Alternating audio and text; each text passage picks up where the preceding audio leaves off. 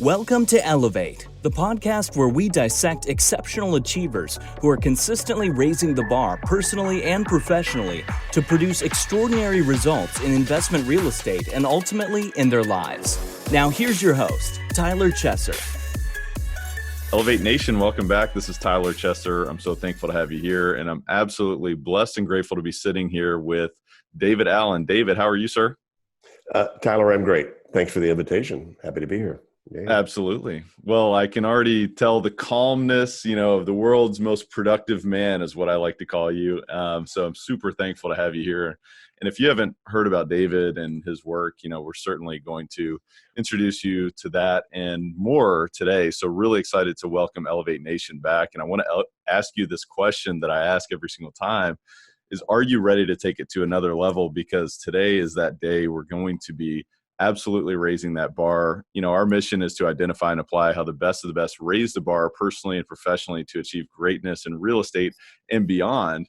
And this is where you learn the mindset, the habits, the routines, systems, tools, strategies, and so much more from those who have elevated to a life without limits so you can do the same yourself.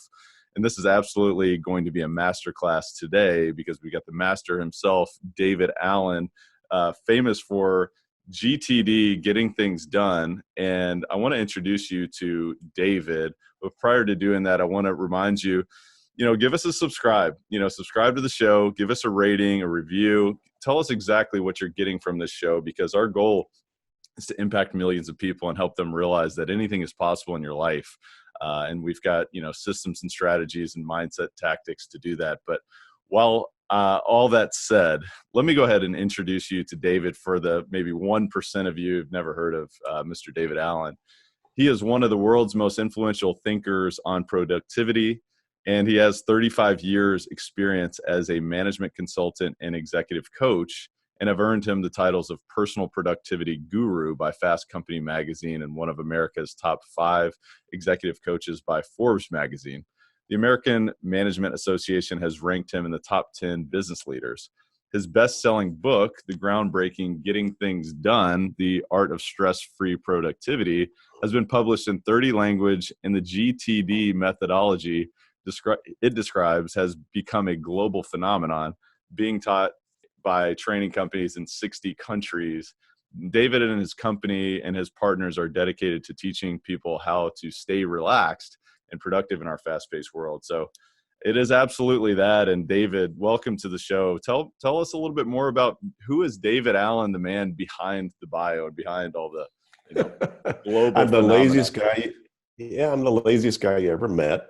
That's how I came up with this. I'm not a naturally organized or structured guy. I've done that fairly regularly in my life because primarily I hate wasting time, hate wasting energy, and I love freedom.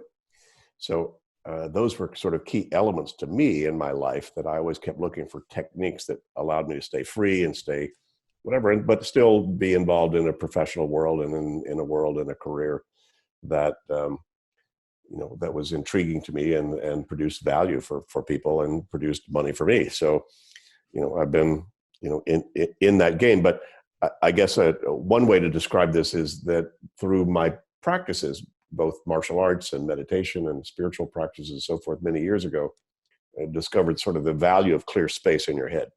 Mm-hmm. What it's like to be present.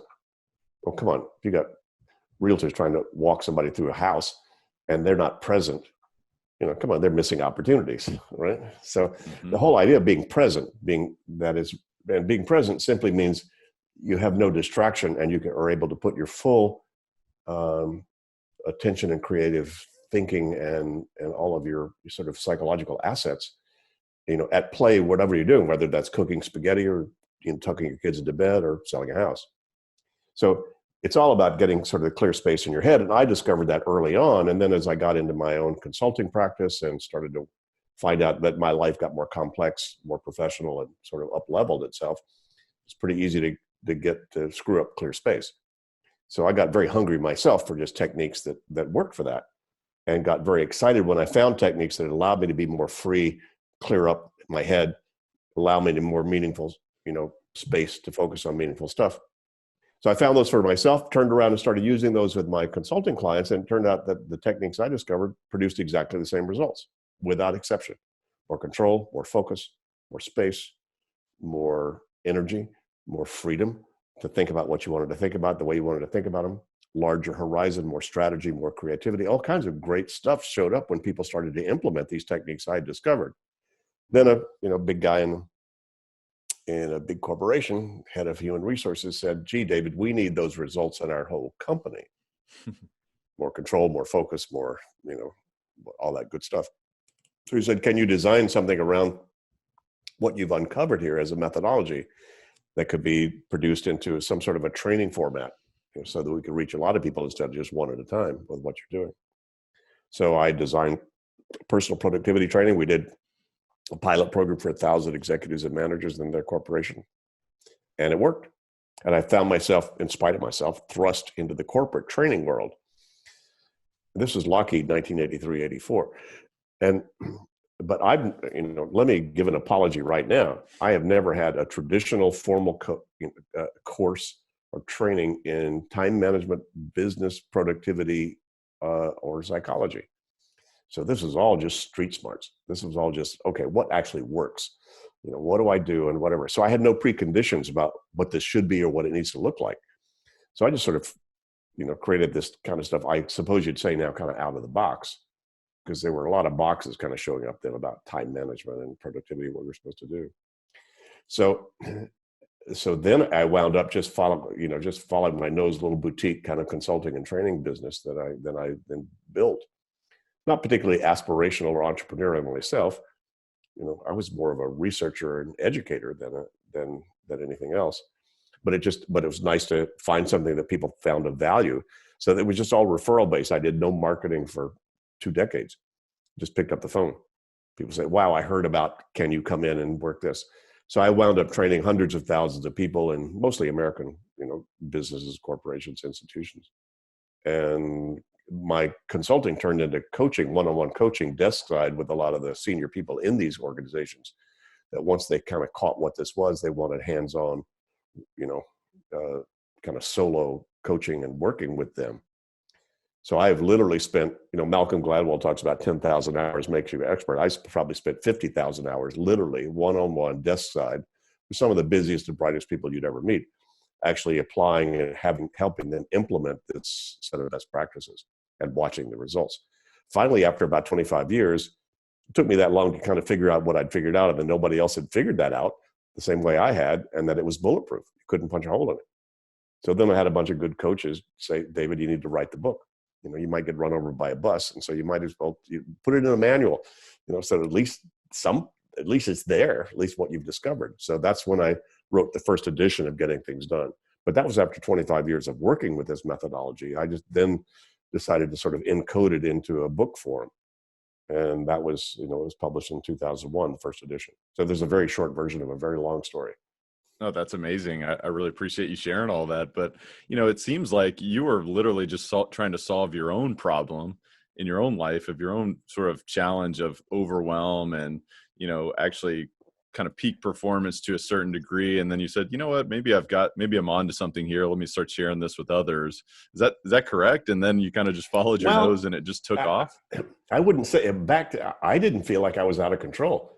Okay. I thought I had my act pretty well together, but I was always kind of hungry to explore, sort of expansion of consciousness, expansion of experiences, and what could allow me to get more free. So I wound up, having a mentor for a couple of years, that sort of took me by the hand. He kind of took to me and said, "Gee, David, I don't think I'm going to take this as far as you may take it." And so he shared with me a whole lot of what he had learned about how to get people free and clear in their head so they could make organizational changes much more easily. So he taught me, he said, I thought I had my act together, and he sat me down and said, "Okay, David, let me walk you through this little process." And he said, "Okay, let's empty your head of every single thing on your mind. Write every single thing on a single piece of paper." This is 1981, 1982, right?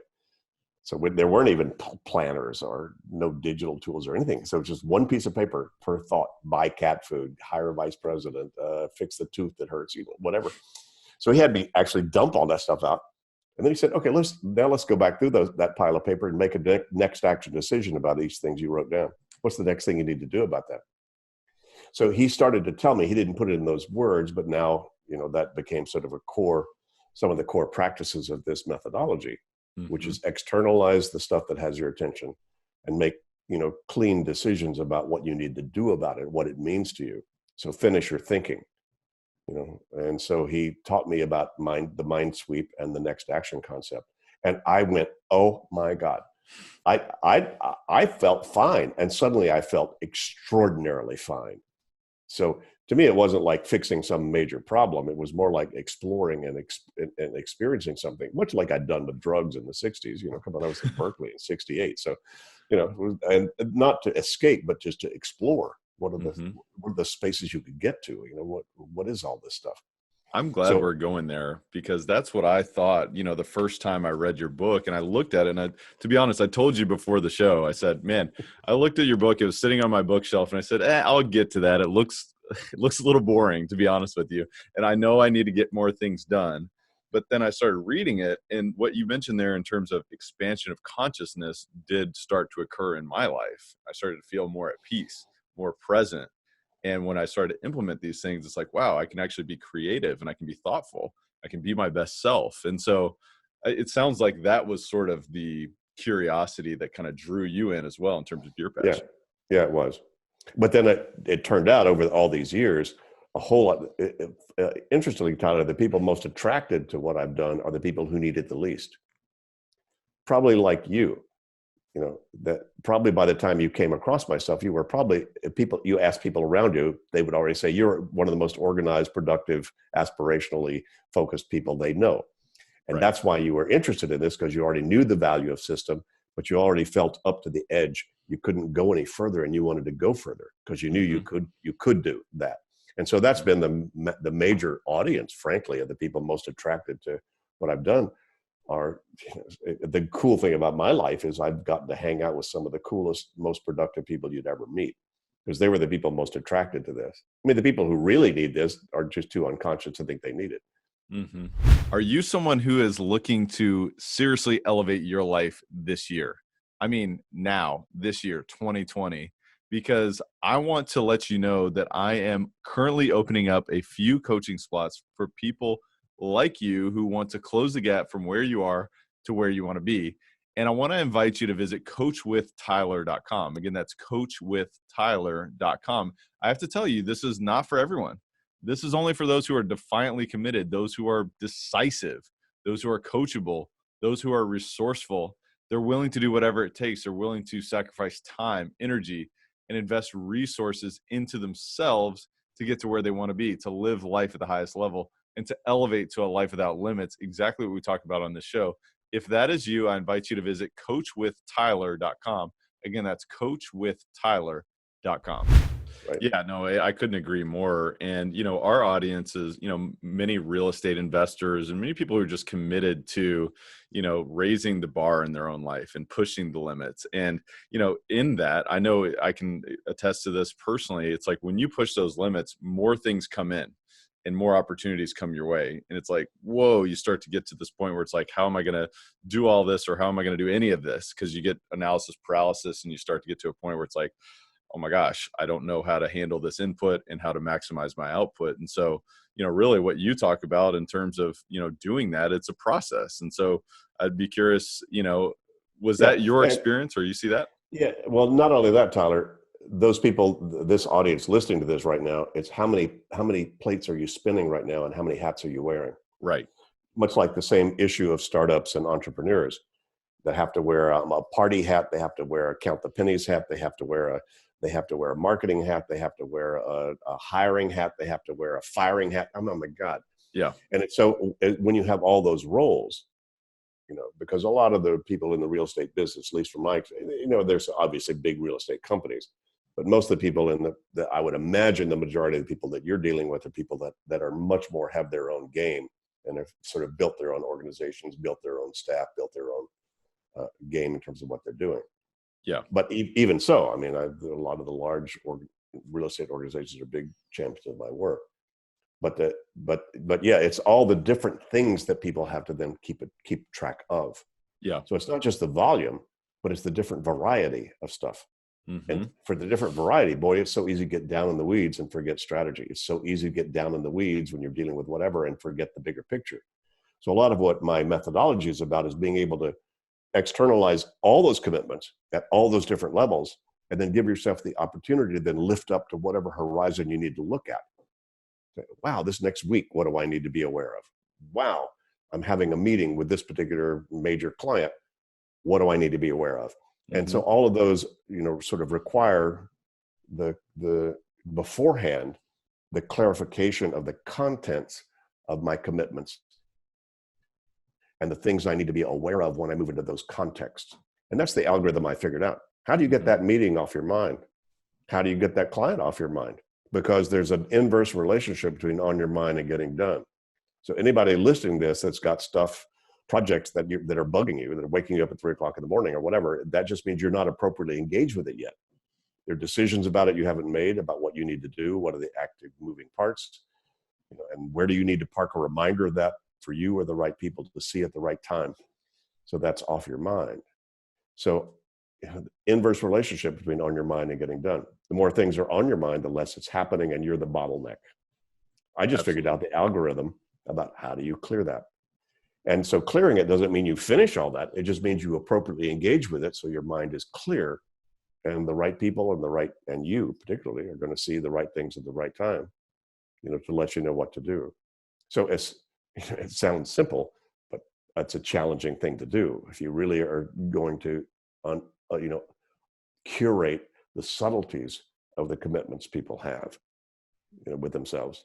Oh, I should. Oh my God, my kid wants karate lessons. What do I do about that? Oh my God, but this client just called and this thing just said, oh my God, my computer just froze. What do I need? Yada, yada, yada. Absolutely. It couldn't be more relevant than it is today, and increasingly more relevant every single day. And a few things that you talk about so frequently is really, getting to that high performance frame of mind. And even what you were just talking about as well, in terms of I've got so many different commitments, I'm wearing so many different hats, and certainly entrepreneurs know what that's like. But you even talk about rapid refocusing, not necessarily multitasking, but what do you mean by rapid refocusing? Well, if you look at a karateist fight 4 people at once, are they fighting 4 people at once? No, one at a time. Just very quick refocusing. That, then that, then that, and then that. But there's no residue coming from one to the next. You're just fully present to be able to do that. So, but you can't rapidly refocus if some part of you is still tied into the previous focus. That's the problem. See, if somebody came in, if my wife came in right now or something just happened, I got an emergency text on my phone or something like that, I'm going to make a note or make sure I've got something somewhere and I throw that into my in tray so I can come back to you. But it's not in my head, which is a crappy office. Right. It's in a system so that I know I will get back to that. So my mind gets to let that go because I've now got a placeholder that I trust. Because you trust it. That's the key word. That's a key word. Well, that's why anybody listening to this ever put stuff in front of your door. Why'd you, duh. Well, that was a smart thing to do. The night before, some part of you realized that you're probably going to be dumb and unconscious trying to go through the door in the morning. So while you were conscious and smart, you made a smart decision and then parked the results of that somewhere that you trusted so that then I can be kind of dumb and thick and unconscious and do a smart thing. Mm-hmm. So how does martial art tie into this? Because I know you talk about that a lot. You're very passionate about martial art and just the concept of mindfulness and just having a mind like water that you talk about. How does that tie into productivity? Well, being present is your most productive state. Nothing else on your mind. Mm-hmm. Best state to hit a golf ball from, cook spaghetti from, watch your daughter play soccer from. Best state to have a difficult conversation. Hey, let me just be present. So martial arts had a lot of training about being present because if you're jumped by 4 people in a dark alley, you don't want to have your mind wrapped around 2,000 unprocessed emails. Mm-hmm. You need to be fully there. And so a whole lot of the martial arts, I learned 35 years ago what the mindfulness people are teaching now, which is just focus on your breathing. And no kidding, right? That brings you present because your breath is present. Takes you away from the regret of the past and fear of the future, which takes you out of the present. So just being present. So there's a lot in the martial arts about that. and that's not woo woo stuff. That's real stuff. If I can, that's why if I were sparring with you right now, Tyler, I'd like to get you upset. Why? Because then you're going to be distracted and you're not going to be present, and you're going to over or underreact to what I do. So I can fake you and I win. Mm-hmm. That's why you see boxers try to, nag each other and promote and poke at each other and whatever. Because if I can get you upset, you will over or underreact. So there are very real consequences of not being present in those kinds of situations. But that's true anywhere. It's just in the martial arts, it's a little more graphic and a little more immediate. Mm-hmm. Yeah, I feel like presence is a superpower, especially in our fast-paced world when we have so many demands on us. The real answer is to be where you are, right? You only have this moment. We only have right now. And I love the acronym WIN, W-I-N. It's like, what am I doing now? Obviously, we've got to have a system where we can trust what needs to happen next. What's that next action? But I love the superpower of being present. I feel like that's something that many of the listeners who are listening right now, they need to really kind of maybe course correct on. Would you agree? You see that in your world? There's nobody that doesn't need that. Absolutely. I mean, who do you know that is totally present 100% of the time? And by the way, I'm not either. I fall off my own wagon regularly. I just don't stay off. Yeah. I just go, wait a minute, what's got my attention right now? What do I need to do to get this off my mind? Mm-hmm. As a matter of fact, if you're not falling off being present, you may not be playing a big enough game. Because as soon as you take on a new client, take on a new project, take on a new vision, take on a new goal, you're going to have to undo and disturb essentially your status quo. If you're going to really commit to the new one, because you're already full up. Tyler, you're already up to here. Come on, right? You take on anything new, some part of you has to decide, wait a minute, I've got to reintegrate, recalibrate, refocus based upon the new input.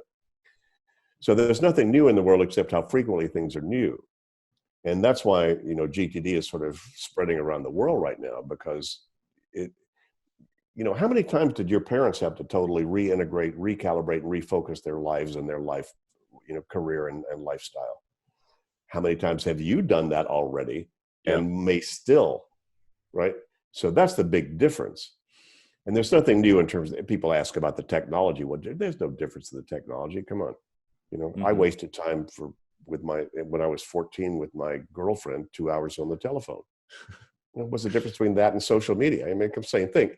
The difference is the volume, accessibility, connectivity, and speed of new inputs that are potentially relevant and interesting and fun to you. That's what's new. And so there's a high potential for addiction to all that new input that's so easily available to everybody. So you don't take time to think and reflect. And that's a lot of why learning to be present, and what do I need to get present, and then how do I then maintain my presentness to lift up my altitude and horizon, so I'm managing the forest instead of hugging the trees all the time. Mm-hmm. And that's not something you're born doing. You actually need to learn how to do that. I wish that they would teach this in school. I mean, when I read the book, I'm like, can you imagine if we could have just, planted these seeds from a young age instead of creating bad habits and then having to, it's a challenge to reorganize your life in this way. I mean, it's very challenging. It's like, how bad do you want it? But the comment that you made, and I didn't want to let it go without making a mention of it, is you may not be playing a high enough level game. And you may have said that in a little bit of a different way if you're not, experiencing some, pull from being present, so I think it's a reminder to us that, what, hey, if you're not feeling present right now, you've got another action coming in, you've got another project coming in, maybe that's a good thing. So let's reframe this and then let's course correct.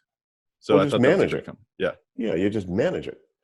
You just manage a new input. I mean, if you didn't have any challenges, you'd never grow or expand or express yourself. I mean, we're here to really accomplish and to deal with obstacles and learn who we are in the process of, moving through them, and what we're learning about ourselves and about the world and about, all that good stuff while we do that. So you don't want to get rid of, this methodology doesn't make life easy. It makes it conscious. Right. So wait a minute, what's got my attention right now? Why?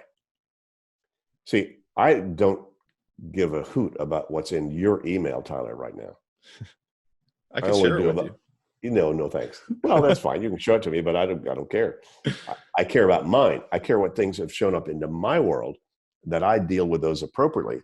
And I've got, I don't know, I got notes here that while I've been here batching it, I got all kinds of notes of things as I've been going through my day to day that, look at this. Okay. And they're all in my in tray. That's awesome. So, when I get off with you, those things are not on my mind because they're already in a system I trust I will then deal with soon enough. Mm-hmm. Right. Practicing what you preach. That allows me to be present. Mm-hmm. So not that those are easy. A couple of those are kind of, I think, going to be like, I'm going, oh, okay, I'll deal with that. Mm-hmm. But that's okay. But I know it's kind of the zen of, it's okay that I have overwhelm sitting over there because I know where it is. I've identified what it is, and I know I will have a process to deal with it. So I don't have to have that spinning around and creating, these days, Tyler, what I'm talking about is it's not so much overwhelm's the issue. If you were truly overwhelmed, you'd fix it. That's what a crisis produces, is a sense of overwhelm, and you manage to get out of your crisis, right? The problem is when you're not in a real crisis, the bigger crises show up. The demons at the gate all come rushing through. Oh, you could do this, Tyler. You could do this right now. Oh my God, you could do this. What website should you surf now? Yeah, here's an opportunity. And somebody just asked you about this. How much time do you would actually spend responding to that email? And you have the stress of opportunity. And so it's the ambient anxiety about all of that. That's the biggest issue. And the biggest issue about ambient anxiety is that most people have been in it for so long, they don't even realize they're in it. It's like the last thing a fish notices is water. And most people actually don't realize how much spin they've got spinning subliminally that's actually exhausting their energy and keeping them from being present because they've been in it so long. So that's my marketing issue, is letting people know, hey guys, there is another place to be. Right? There is another way you could be, but it's going to be different than what you've been experiencing. So what you experienced when you read the book and said, oh my God, wow, I just felt an increase in energy, more focus on whatever, all that stuff, as you said, that should become the new normal. The more that's unusual, the less you're going to stick with it. Mm-hmm. So you just need to make that your new normal. When you do that, then you'll do these methodologies, you'll do these practices simply because you have to, in order to stay back to that clarity of space.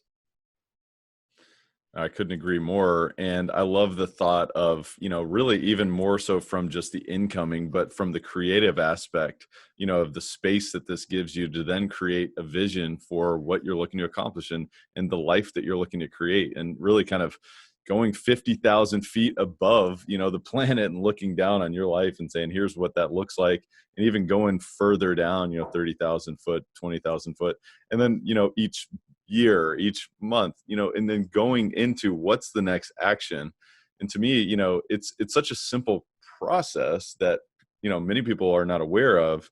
Perhaps that's the awareness is the issue here, is that this ambient anxiety, they're not aware of how many things are spinning until you start to dump this all out. And then you have room for this creativity. So could you talk about that in terms of the vision that this has at least helped you accomplish in your own life and what you've seen for others? Oh, sure. I'm still my own fellow student. I have to do this regularly.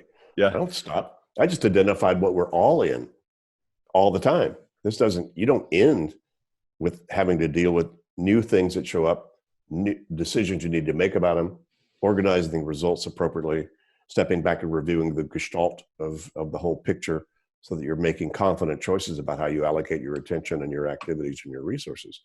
Come on. I didn't make that up. I just identified what you actually do.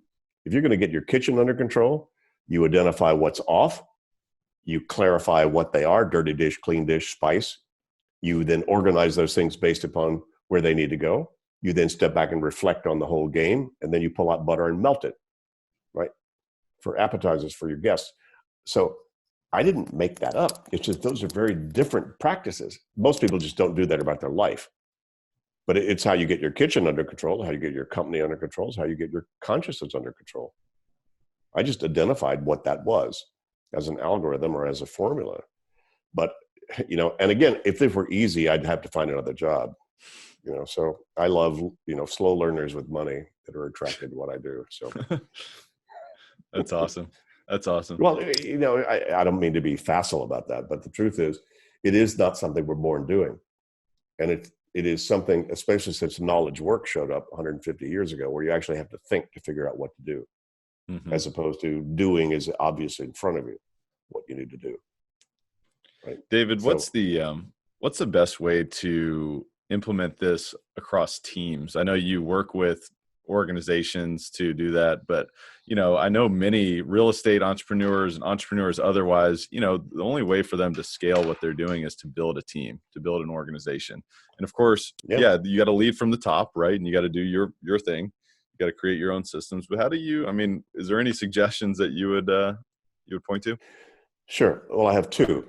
Number one is that these techniques will identify what has your attention, what has the team's attention.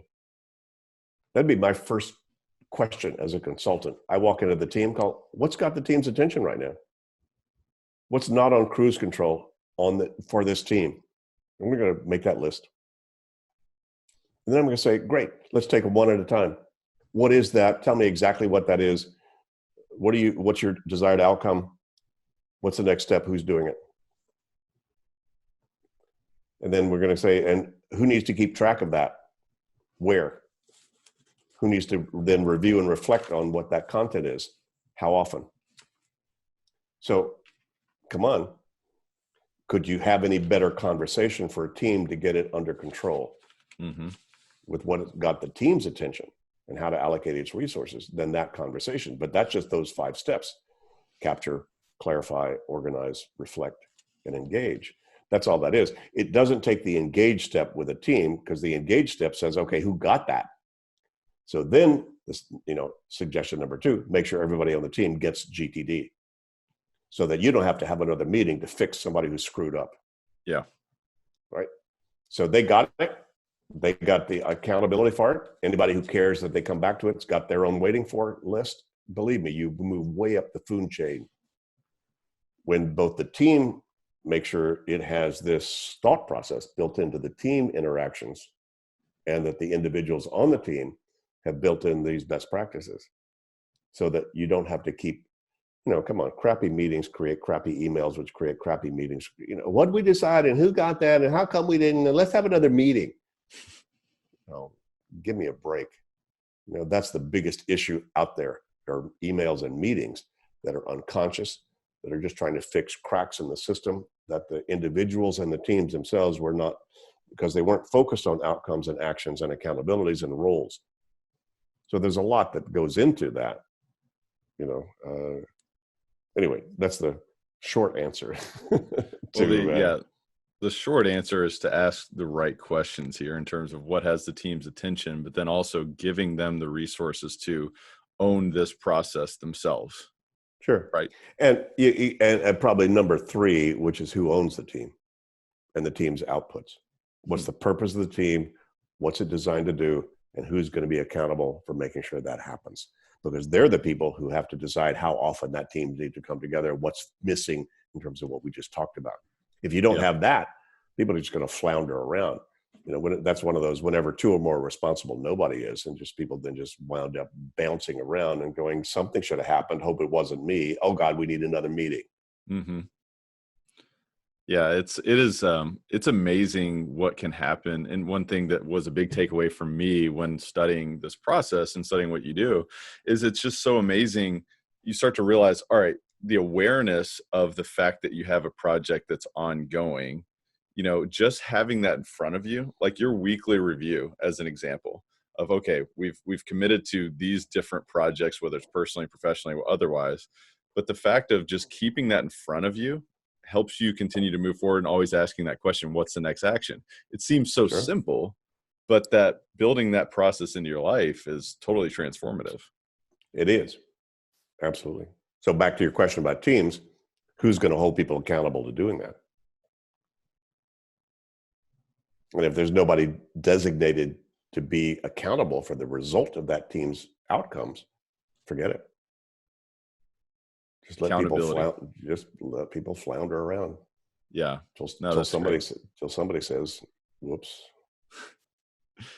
Oh, I love it. I think accountability is huge. Obviously, you have to answer that question probably before anything else. But Talk to me about consciousness. This is something that comes up so much with, your work and what our discussion already today. I mean, why is that so important to you, and why is that such a focus or awareness in your own life?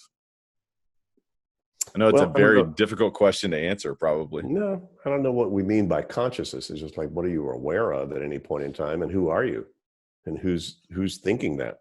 If you've ever changed your mind, who did that? So getting back to it, I mean, that's the sort of the spiritual exploration with a small s anyway. So who are you? Who's Tyler? You know, why did you think that way? Why did you think that way? What should you be thinking about? And oh, by the way, why are you on the planet? How are you doing? What matters to you?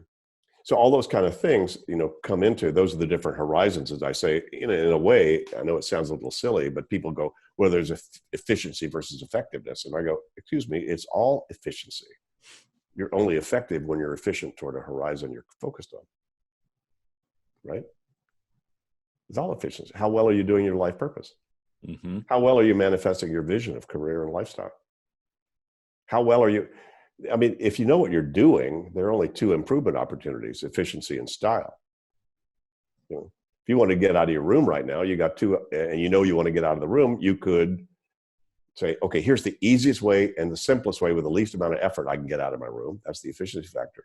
Or you could go, excuse me, I'm just going to go styling and walk around, look through the window, look cool, or whatever. And those are, in my experience, once you know what you're doing. Now, if you don't know what you're doing, that's another improvement opportunity. And then that's efficiency at another horizon. If you don't know what you're doing, why should you know? Oh, because there's something else that I'm bigger than, or think I might want to manifest, or think I might want to do. Well, great. How well are you doing that? It's still an efficiency equation. It just gets a lot more subtle. Mm-hmm. I think the thought of who just changed their mind when you changed your mind about something, or when you had an idea, who had the idea? Was that you? Are you identifying with that thought? I mean, that's a process that you've got to really come to understand, or at least I think I'm still a huge student in that world. I mean, it sounds like you are as well. Me too. Oh, absolutely. I'll be 75 this year, so I'm still in this game. I've been doing this work for 50 years consciously. I mean, if you actually figure out really, really who you are and really why you're here, you're probably done. I was going to say, are you officially enlightened now, or are you still in that process? Oh no, come on. No, I'm still stupid ass guy bouncing around trying to figure out what all this stuff means. But I got a lot of miles on my tires, so yeah, absolutely. I want to introduce the audience a little bit more to you as an individual and as a person. Talk to us about, what does a day in the life look like with David Allen? I mean, obviously you've impacted so many people, but how does this look? Is it literally you read the book and it's like the inbox is here and I'm processing my inbox and I'm just this productivity guy, and I've also got some spirituality interest, or what is David Allen really like? Yeah, all that. That's kind of what it is. I haven't really changed my systems or my own practices over the last 20 years very much. I've been doing this since 1981, some version of this. So God, how many years is that? Whatever. Almost 40 years. Yeah. So that's all on cruise control. That's like brushing your teeth. That's like taking showers. It's like, of course, if I make a commitment to you, I'm writing it down. I have notepad and pen right here. And that's just a habit. Yeah. I don't keep anything in my head. Right. Mm-hmm. Every once in a while I say, wait a minute, David. Oh God, that just popped in your head again. So I was just eating my lunch and something else popped in. I went, oh, come on, David, you teach this stuff. So I pulled out my little note taker wallet and wrote it down, dumb little thing. And now that's one of these notes here, which is what? Oh yeah, I need to do an Instagram about Dan's book I just read, which I think is really cool. So I just made that note. It's funny because even though I taught this stuff for 40 years or 35 years, it's still, your mind is so seductive. It's just, oh, David, you'll always remember that. Right. But my cognitive mind says, David, come on, you know better than that. 10 minutes from now, you'll have forgotten you even had that thought. That's still going to bang around and pop into your head again. Come on, write it friggin' down, and the lazy part of me says, oh God, do I have to? But the other smarter, lazier part of me says, yes, you do. then then it's off your mind. It's not going to spin around. You're relieving ambient anxiety that thing would have created had I not written it down, because I still want to do it. So I'm still in this game myself, personally, for sure.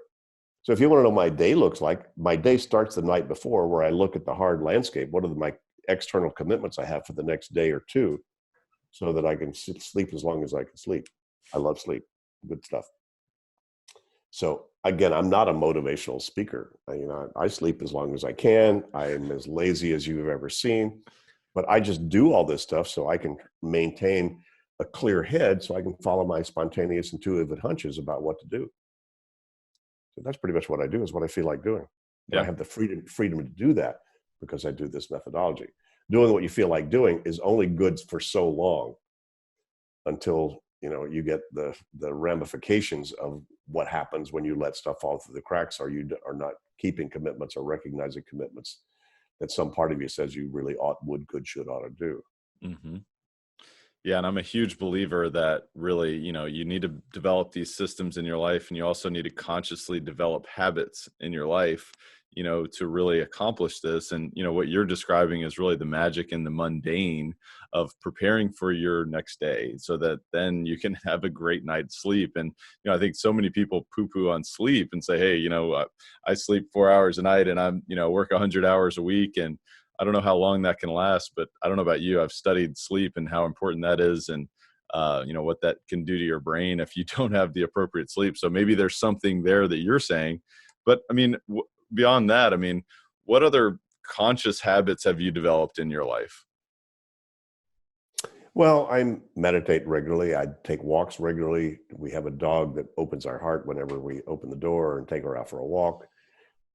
I have a fabulous partner in life that we work on managing and maintaining a really nice, positive, collaborative relationship with each other.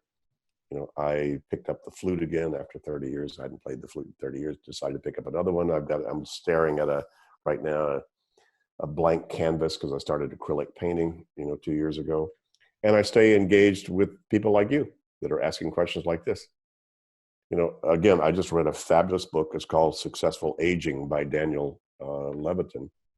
And wow, it's a tome, 400 pages of 4,000 research studies that have been done about what happens to your brain as you get older. And it's fascinating. It's a big eye opener in terms of that you don't have to get older when you get old. At least, yeah, your body will start to do stuff. But anyway, fascinating stuff. And by the way, he talks a lot about sleep. And as you know, there's a lot of data now about sleep and the necessity of it to do the archiving part of your brain, and give it the opportunity to sort of, knit things together, otherwise. So I think there's an infinite, from what I see, there's an infinite amount of self-help information that could potentially affect your productivity, how well you eat, how long you sleep, how you manage difficult conversations. There's tons of data out there. Mm-hmm. That's not what my methodology is focused on. One of my certified, trainers and licensees is in South Africa, and he's also a practicing psychotherapist. And I asked him, what's the difference between his work with GTD, which he loves, and psychotherapy? He said, well, if people don't do GTD or getting things done, it's very difficult for them to identify what their actual issue is that they want psychotherapy to deal with. Because if you actually implement GTD, it resolves a ton of presenting issues that people think they need some bigger thing to do, when it's like, no, actually, you could solve that pretty simply if you did that. They said once they do that, then it's much clearer what we can do. That it's much more obvious what the real issue might be, that then we can use, another methodology to be able to start to address. So I think that's true with most all the other things in life. There's a lot of stuff. Obviously, I looked at your podcast list. Obviously, a lot of great practices and, good stuff, and the masters, the master thinking that you've been able to curate out there. And I'm sure all that's really good stuff.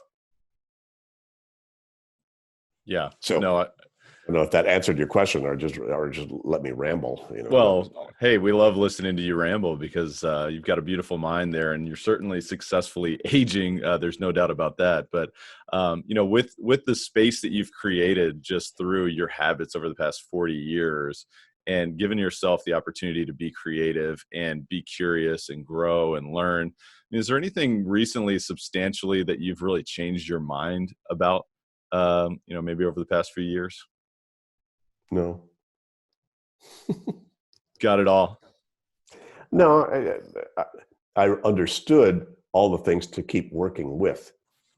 Doesn't mean I handled all of them. I sort of identified, well, here's the issue. Here's what I'm dealing with. Here's an addiction I'm trying to change. Understand what addiction is. I understand how to change an addiction. I understand, how to change a habit. I understand how to I'll do all that. And those, so there's nothing that I'm sitting here lacking, in terms of, gee, what do I not know about that I want to be doing or want to be experiencing? I got more information than I need about how many ways I could still keep improving tonight. Yeah, no, I love it. So talk to me about, what other ways are you investing yourself? You're already talking about reading, continuing to follow your own processes and course correct there. But how else are you continuing to grow as you successfully age and continue to give back to so many other people? Well, a lot of that, Tyler, is because, about 10 or 15 years ago, we decided, okay, I guess we can possibly scale this methodology. Because when I wrote the book and it got translated into 30 languages and started to spread around the world, it kind of hit a nerve out there. The world kept banging on our door. And I didn't know how to build a sort of global education around this methodology, but it seemed like it would. And the methodology, produces great improvement for anybody's life who implements it. And that has nothing to do with gender, age, culture, none of that. It's a universal best practice that people are not born doing. And when they actually start to do it, it improves their conditions. Even some small part of this. Gee, if you only get the 2-minute rule, it'll change your life. Keep a pen and paper by your bed, you'll sleep better. So there's a lot of just, this is not like running with scissors. There's nothing dangerous about this. And there's nothing hard to do about the different practices. So I said, well, let's see if we can scale this. But again, I wasn't that particular entrepreneurial, and I'm not a big, let's build an organization kind of guy. I said the only way we could do that is technology and partnerships. So the last 10 or 15 years, that's what we've done, is we've decided to invest in, okay, how do we build, a better educational model than just reading the book? And then how do we build, partnerships and a licensee program around the world so that we can train and, certify trainers and coaches to spread this methodology. So that's what we've done. So we're now officially in more than 75 countries in terms of where we have, people that are certified to do training and coaching around this. So a lot of my work right now is supporting that whole network. So I've shrunk from a 50-person organization to a 5-person organization because we were able to move ourselves with great partnerships into just an IP licensing business. But a lot of that, my accountability is still to keep the brand, keep the flame, and to help support all these partners out there with what they're doing with PR and, and supporting them and all that. So I was just in Moscow, I was just in Kiev, I was just in Tel Aviv, I was just in Prague, I was just in Athens with new licensees we have there. So that's a lot of what I'm doing now, is supporting that. And I'm still doing 2 to 3 podcasts a week. I've done over 2,000 since the book was first published in 2001. That's amazing. So the world keeps, coming out from under the rocks and going, gee, I just heard about this. David talked to us about this. And so that's a lot of what I'm doing. Keeps me active and alive, and keeps me, that's kind of the biggest miracle, is that I could still stay engaged and motivated by this stuff that I uncovered 35 years ago. And it's only 12 things. Right. Like, how can I still stay motivated about that? So that's one of my biggest miracles and, kind of strange little paradoxes in my life, is that you poke me, I can't stop, as you can tell. Yeah. Well, I can tell you're certainly very engaged, and I can tell you're still very passionate about it, and you're so present with what, in this conversation, which I really appreciate. So what's next for you? I mean, where are you going next? You've already started to scale this, over the past, decade or plus. What's the next decade look like for David Allen and I Co? don't know. Yeah, I really don't know. It's kind of like just follow what shows up in front of my nose, handle that with elegance and completion, and then see what shows up next. I'm willing to sort of follow the spirit as it sort of emerges in terms of things that turn me on and where I feel moved, to go into whatever. I still keep, people show up, God, I'm going to be in Amsterdam, David. I've been a champion of your stuff and freedom. Can we have lunch and have coffee? I go, Sure, let's do that. So I keep making myself available to the people in the world that wants this. I mean, my mission is to create a world where there are no problems, only projects. Hmm. So Tyler, I'm going to make maybe a bare dent in that before I check out. But at least anything that has to do with that's going to move me toward fulfilling that purpose, I couldn't stop doing it. So the mission is to let people know that there's no problems, there's only projects. Well, it's to give people the awareness and information and methodology that if they want to move out of problem consciousness and into in the driver's seat consciousness of their life, this is a methodology that will take you there. I love that. And it gets rid of complaining and whining and victimizing yourself. So in a way, it's kind of all the old personal growth stuff that I grew up in the 60s and 70s, and 80s. Yeah. Where it's like you're in the driver's seat, you produce and create, whatever you want in your life. And I didn't have to then engage with people to sort of directly with sort of forcing them or challenging them to do that. I just say, what's that piece of paper on your desk and why is it there? Mm-hmm. And once they, get a hold of it and go, oh God, here's what I need to do about that. What I did was take them out of the mode of being the victim to that piece of paper to being in the driver's seat about it. So I just trained them as something that's going to serve them the rest of their life. Mm-hmm. Why has personal growth been so important to you in your life? I don't know, because I wasn't satisfied with who I was or how much I knew about who I was or what I was doing, and was curious. Yeah, I think that's one of the things that creates some tension, right? It creates tension between who I am now and who I want to be. And then it creates additional to-do lists, it creates projects, and it creates problems, so to speak. So I don't know. I just was curious as terms of, did that take you down this path, your own growth? And Sure. I was just curious if it's been a driving force in what you're doing. Yeah. It took a lot of different forms. I can say in retrospect now that I've always been fascinated by the invisible stuff that we can't see that's driving and affecting what we can see. So what are the belief systems and conditionings and paradigms you have that are affecting what you're perceiving and how you're acting right now? And see, if you could get in control of the invisible stuff that's driving the visible stuff, wow, that's a lazy way to live your life. That's an amazing way to live your life. How Sure. do folks identify the invisible? Well, that's a good question. Everybody has a still small voice inside of themselves. That if you stopped and listened and were clear enough in your head, you go, wait a minute, Tyler, don't do that. Or here's probably the better thing you ought to do. Or, you ought to, that might be a better thing to do. And so just paying attention to that. And then where is that voice coming from? Which voice is that? I mean, we all have, a committee in our head. One part of you just wants to eat and procreate. Right?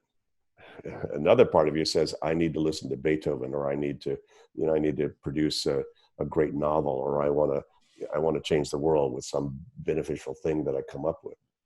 But those, you can have both of those in your mind almost simultaneously. Mm-hmm.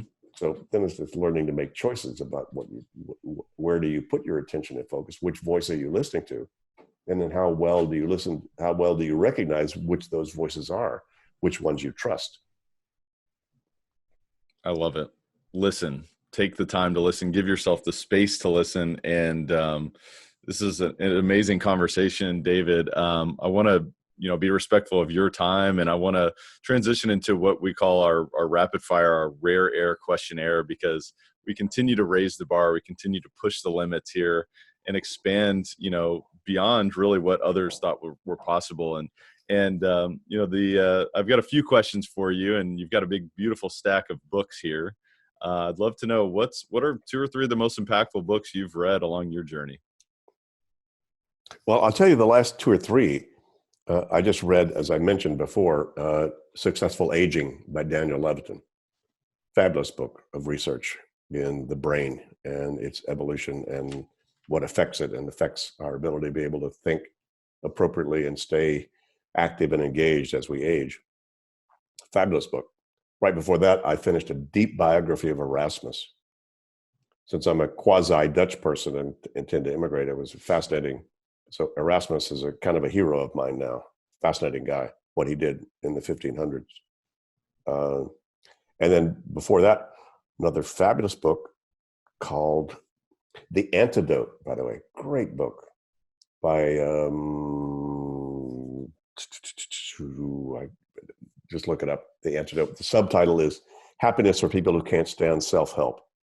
And it's a lot about the acceptance of current reality. It's a whole lot about, he goes into Stoicism, and it goes to a lot of history of that, which I didn't know, which is Stoicism is not necessarily asceticism. It has a lot to do with just accepting where you are so that you can then move from there appropriately.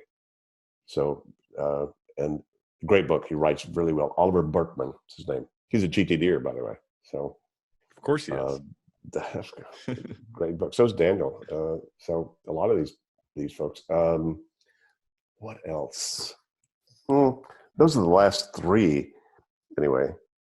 I don't read a lot, but every once in a while something kind of rings my bell, and I pick it up and engage with it. So, well, I'm sure your someday maybe pile and your reference material, box is got some great content in it as well. But that's great. Actually, we don't keep a lot of stuff around. Actually, this stack of books is just sort of impressive for podcasts, but it was actually an archive of all the books, all the different translated books of mine, one each of all the different languages of all the books. Oh, that's awesome. We were going to throw them all away, and Catherine said, it'd probably be a good idea to just keep one each as an archive, just for whatever, because we're really freedom kind of people. We don't like to keep a whole bunch of stuff. We finish reading stuff, we tend to give the books away, so we don't keep a big archive of all that stuff around. But anyway, it looks good in podcast. So yeah, well, it's like there's a guy, Jocko Willink. He says discipline equals freedom, and I think that's what strikes me about who you are as a person and what you preach. Really, is that the discipline of your lifestyle and these processes equals that freedom which you just mentioned. So I think that's awesome. And Tyler, to everybody listening to this, I actually am a little slightly allergic to the word discipline. It just sounds like productivity. It sounds like hard work. It sounds like more sweat. It's like, oh my God, come on. A lot of baggage with all those words. I mean, everybody's already up to here. Mm-hmm. I say direction. You don't break a sweat by deciding what to do with an email as opposed to just closing it up again and leaving it in your inbox. You need to direct your thinking. So a lot of what I teach is how to direct my thinking about something. But that doesn't break a sweat. You don't need discipline to do that. Well, in a way you do. You need to be the awareness that what I need to do is think this way about this. Mm-hmm. And if you want to call that discipline, I say fine. But again, it's more, how do I direct myself? For sure. Well, I mean, yeah, the structure, processes, all those things do not excite me at all. I mean, but the excitement that can occur when you create some more direction, or you take some more direction from what you're teaching. And anyway, I just think that it's amazing, the transformation that can occur. Yeah. So, David, what's the biggest way that you elevate your life on a daily basis beyond what we've already talked about today? I relax. I breathe. I take hot showers. I walk my dog. I pay attention to my intuitive hunches about what to do and what I feel like doing. Good wine helps too. So, any and all of those. It really just kind of paying attention and relaxing. Mm-hmm. And then saying, what most moves me, what most has my attention. Mm-hmm. Right. And then just following that path. Presence goes back to that presence. Yeah. I don't think you have to work at what to create. I think you just need to relax and then finish what's in front of you, and what the next thing to create is going to show up organically. Yeah. That's awesome. I love that. What's the biggest way that you elevate others around you? Engage. I'm actually an introvert. I'm kind of a closet introvert because a lot of my work, it looks like I'm kind of out there. But actually, I get my energy by being alone and being quiet, regrouping. But I could very easily, crawl off into a cave and disappear, but that would not be the best thing for me.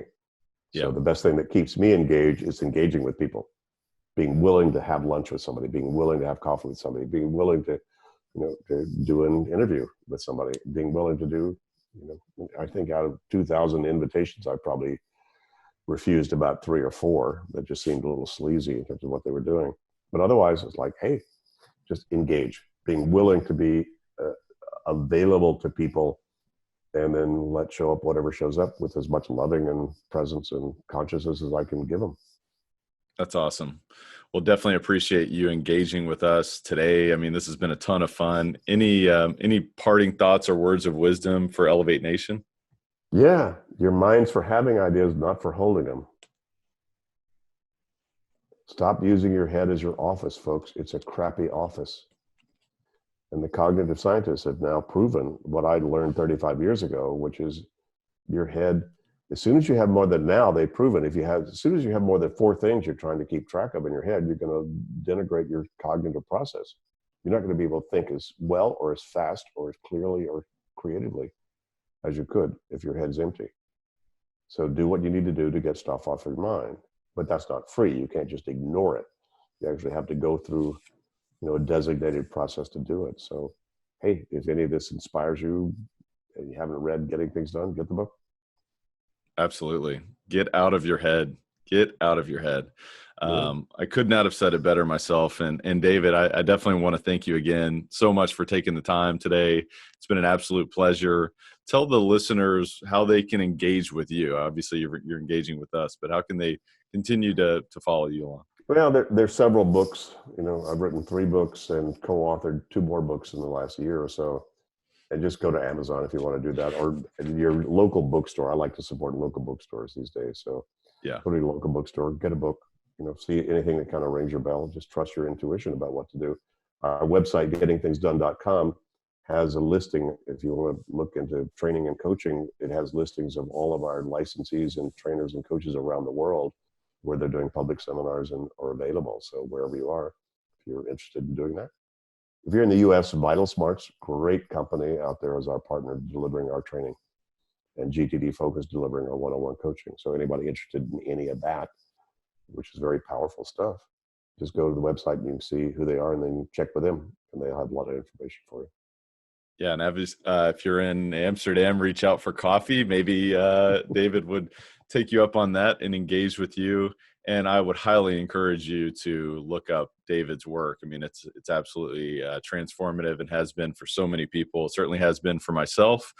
And I certainly encourage you to re-listen to the show, because there's a lot of nuggets of wisdom here that David shares that you may have not been aware of the first time around. So go ahead and re-listen to that and take some notes, because what are you going to infer? What sort of space, and creativity can you apply to the wisdom that David shared today?